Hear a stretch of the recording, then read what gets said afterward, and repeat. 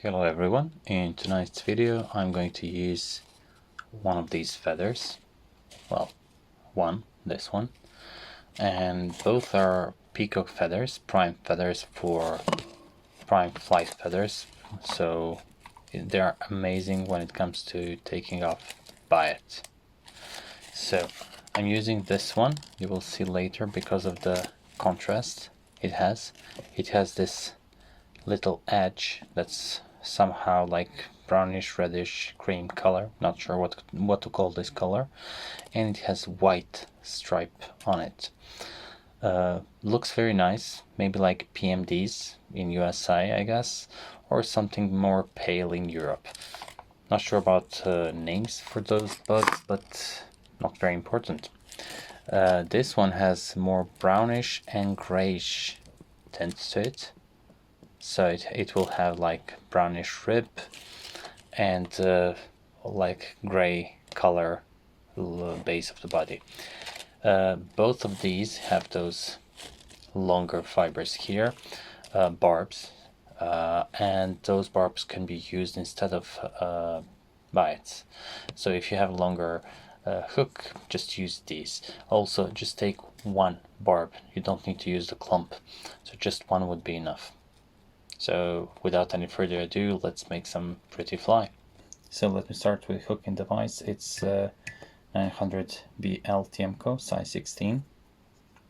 The thread is 18/0 or 30 denier, Semperfli nano silk.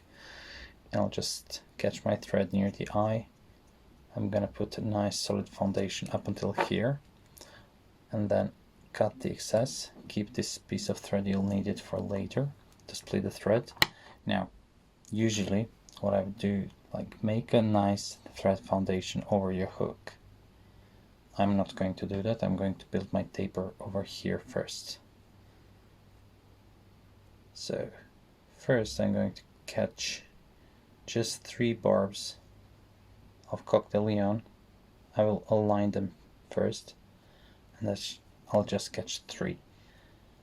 I'll position them, as you can see, to match the hook size, so more or less shank length, and I'm gonna place them on the very top of the hook. Okay, I'm going backwards, so by doing this I'll make a taper at this front part of the hook. Now this is more or less the place where I want my wings. Well, not exactly there. So here, I want my wings to start, to attach them here. So I'll cut everything here and I'll stop my body here. Now I'll go backwards. I'll flatten my thread. As you can see here, it's going flat, so it creates less bulk. And then I'm going to no pressure, and towards me pressure, no pressure, towards me pressure, no pressure, towards me pressure. And as you can see, I'm not holding the tails and I'm not spinning them either. So it's all about applying your pressure when it's supposed to be applied. So when I'm satisfied with the length of the body, I'll just stop. Now it's time to take the thread that we saved, go around the hook bend, hold it with your fingers over there. Okay, now just lift it, and I'll try to catch the middle one in between those 2 tags, and I'll go like this. Now don't apply too much pressure right now, because it's not supposed to be there, but after a couple of turns over here you can do it. Pull it, and almost perfect. Okay, now it's better.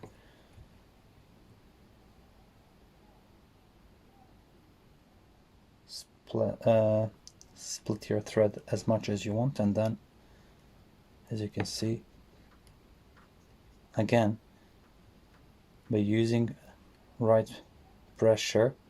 So if you don't want to spin everything, if I use constant pressure, everything will spin around the hook.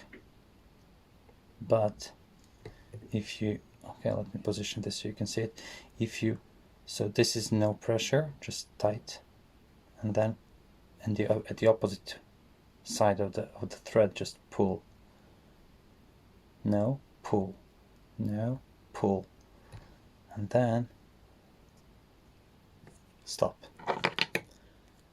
Now I can obviously allow myself a couple of more wraps than I'm supposed to. That's why I'm using very thin thread. And as you can see, I did nice split tail technique. Now it's time to use the biot that I showed you at the beginning. So we have the wide side and it tapers to the tip.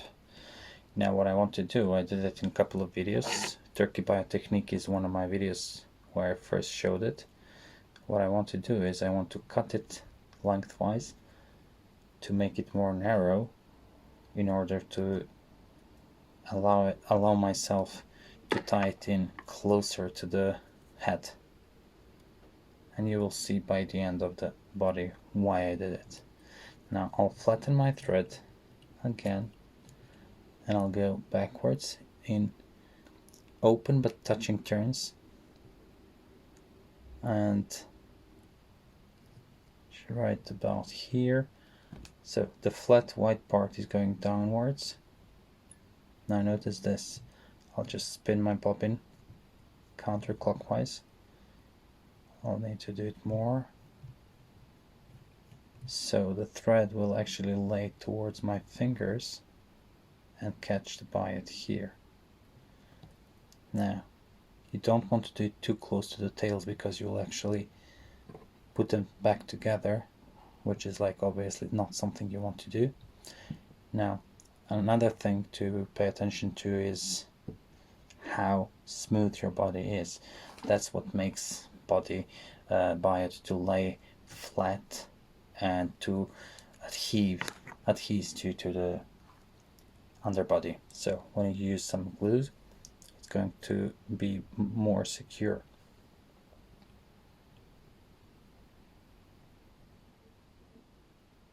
No need to be super precise and accurate when applying this glue, because the biot is going to distribute it all around the hook. What I need to do now is to take hackle pliers, catch my biot, and carefully wrap it in even wraps, slightly overlapping. You will notice that there is a tiny drop of glue in front, running away in front of the biot, meaning that I'm going to distribute glue evenly around the hook shank, and soon enough you will find out why I made more narrow the biot. Now let's see, yeah, that's it. I can stop here. So I'm gonna stop like here. So one over the biot, couple of them in front to secure everything. Now I'm gonna cut this very close to the hook, and then I'll go back and just make a little bit of taper, and this is it. Yep, now it's secured. You have nice body, nice taper over here, so your wings will actually catch better because there is something to catch. What I want to do is I want to make my thread round, and I'm going to spin it counterclockwise again. What I have here is a couple of small CDCs. I want to align tips. So let me do it first. So align the tips. When you do, pull all those barbs together and see how to use them. So I like to roll them between my fingers sometimes, just to make them to tame them a little bit. Now as you can see, this is the length of the wing I want. I'll just transfer my hand, spun the bobbin counterclockwise. 1, 2. Check is everything in place on the top of the hook. It is. Now I can go in front. Couple of reps. GSP, so I need to do it with more reps. Now I'm cutting this by an angle, and soon enough you will find out why. Now look what I'm doing with the thread. I'm going through those butt ends and catching them even more firmly, so I won't pull out the wings. Yep, this is it. Okay, place the thread behind. The wings are upwards. Now it's time to use some of the dubbing I prepared. I cut hare's mask and hare's ear, blended together with some UV purple and pink, ice UV purple and pink dubbing. So this is what I got. A lot of guard hairs that are going to support fly even more. So my hands are a little bit sweaty, so see, like just a little bit of dubbing. Place it around your thread, and what I'm doing here, I'm just making it go around, but I'm not tightening the rope. The reason behind it is like I can apply a lot of pressure with GSP, and I want just those fibers to be caught barely. So when I apply a lot of pressure, I will actually secure dubbing from slipping out, like so. But those legs are going to go around the fly, looking like legs. Yep, this is it. Now pull everything back. Create a nice neat head if you need. Now with flat thread, create a web finish. So as you can see, it's flat, and go from the back to the front. So, oops, I lost tension, my mistake. So go from back, 1, 2, and 3, and I'll do the 4 to hide all. 3 is enough. So there is nice neat head, as you can see. Now pull some tension on the hook, open your scissors, put them as close as you can, and push, and this is it. Now let me see. Okay, this here is a little bit longer than I wanted. Okay,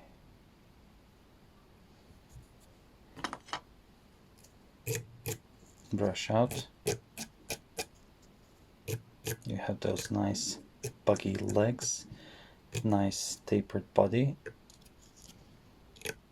and look at the silhouette. This is what your fish is going to see from beneath. Nicely, let me just, well, maybe you can see it now. Nicely splayed tails, some buggy legs over here, and wings. So perfect little mayfly. So guys, thank you very much for watching. If you like this video, please give it a like, share, subscribe. I hope you did learn something. I hope this video was helpful for you, and see you next time.